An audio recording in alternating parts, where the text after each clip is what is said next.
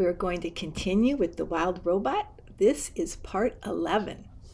And when we left off, Bright Bill made a new friend, a squirrel named Chit Chat.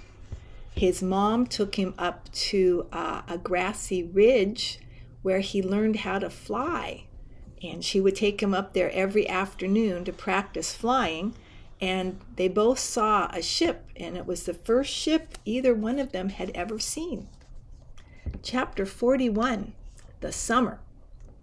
On clear summer days, Roz and Bright Bill and Chit Chat liked to go exploring. They investigated the island's sandy southern point. They marveled at the rainbows that curved up from the waterfall. They surveyed the forest from the branches of tall trees. They met new friendly creatures, and sometimes they met new unfriendly creatures. But the only creatures they had to worry about were the bears. One time they came upon a bear fishing in the river, and Roz whispered, "You know what to do." Bright Bill flew up and away. Chit Chat scurried home through the treetops, and Roz melted into the landscape as only she could. Later, they met back at the nest and told the neighbors all about their brush with danger. On dreary summer days, they would stay inside. Roz asked Bright Bill and Chit Chat about dreaming and about flying and about eating and about all the things they could do that she could not. But the youngsters had too much energy to sit still for very long. They spent one drizzly afternoon kicking acorns around the nest. Chit Chat piled them up, and then Bright Bill swung his big foot and the acorns went flying. The little friends chased the acorns as they bounced and rolled and spun across the floor. Then they made a new pile and kicked them again. Sometimes an acorn would bounce off of Roz's body, clang, and everyone would laugh and giggle together. Even Roz laughed. "Ha, ha, ha," said the robot, trying to act natural. On clear summer evenings, they would sit outside and watch fireflies twinkling around the pond. Then they'd lie back and gaze up at the darkening sky. Here's a picture of everyone up in the tree.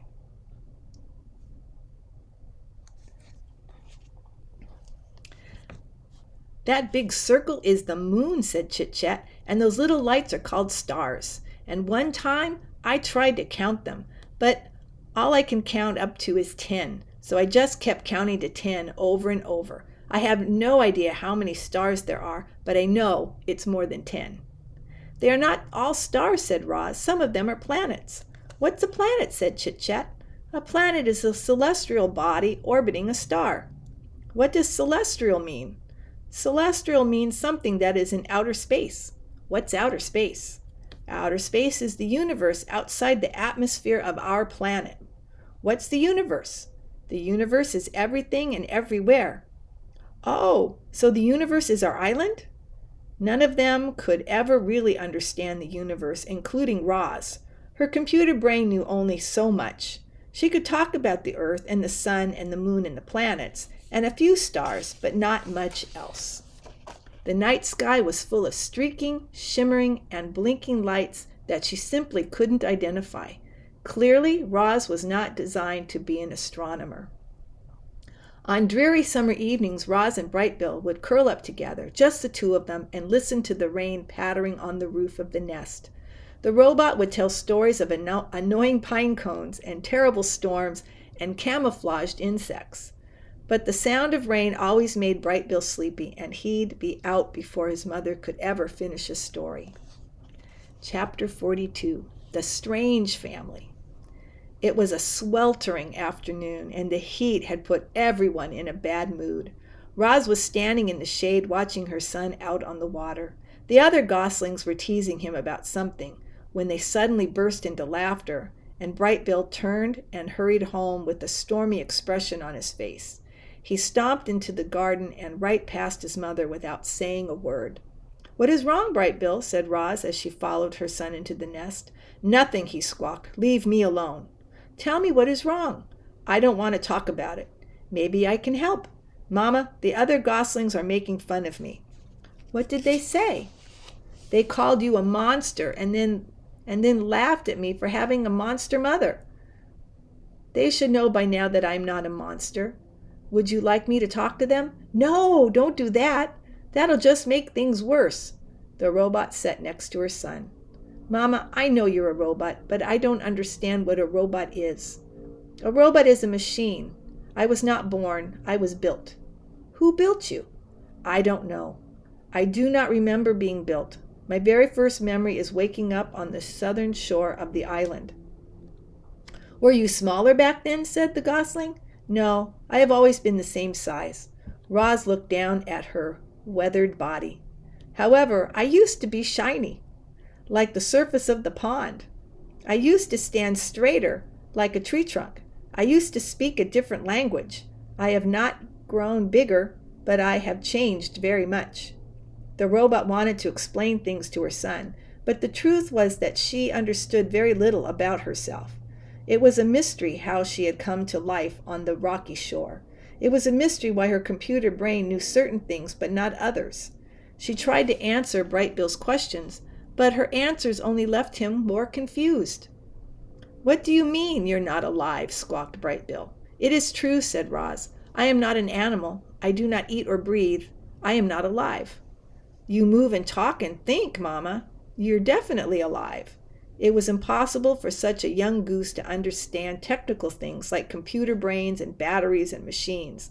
The Gosling was much better at understanding natural things like islands and forests and parents. Parents! The word suddenly left Bright Bill feeling uneasy. You're not my real mother, are you? There are many kinds of mothers, said the robot. Some mothers spend their whole lives caring for their young. Some lay eggs and immediately abandon them. Some care for the offspring of other mothers. I have tried to act like your mother, but no, I am not your birth mother. Do you know what happened to my birth mother? Roz told Bright Bill about that faithful day in spring, about how the rocks had fallen and only one egg survived, about how she'd put that egg in a nest and carried it away, about how she'd watched over the egg until a tiny gosling hatched. Bright Bill listened carefully until she finished. Should I stop calling you Mama? Said the Gosling.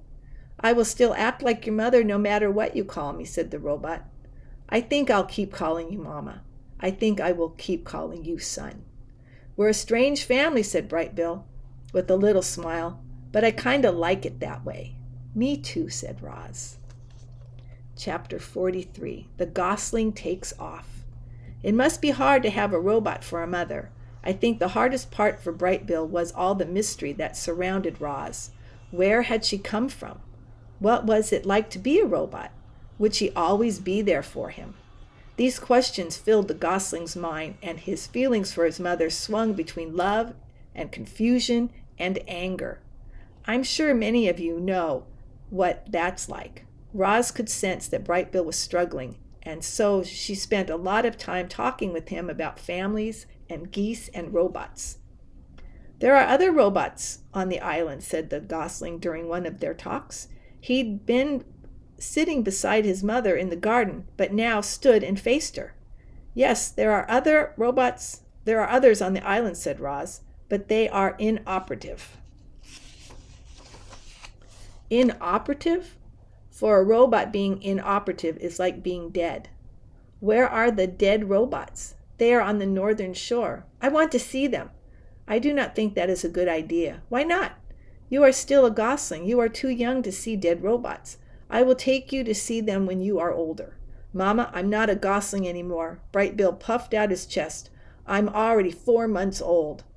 I am sorry, said Roz, but you cannot go. Bright Bill stomped around the garden and squawked, This isn't fair.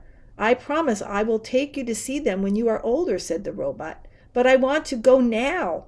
Please calm down. You can't even fly. I could take off and you wouldn't be able to stop me. Roz stood and her long shadow fell across her son.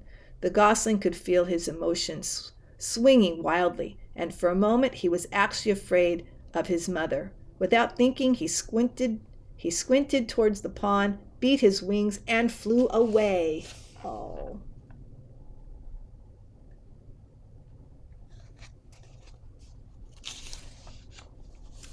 And we're going to leave it there.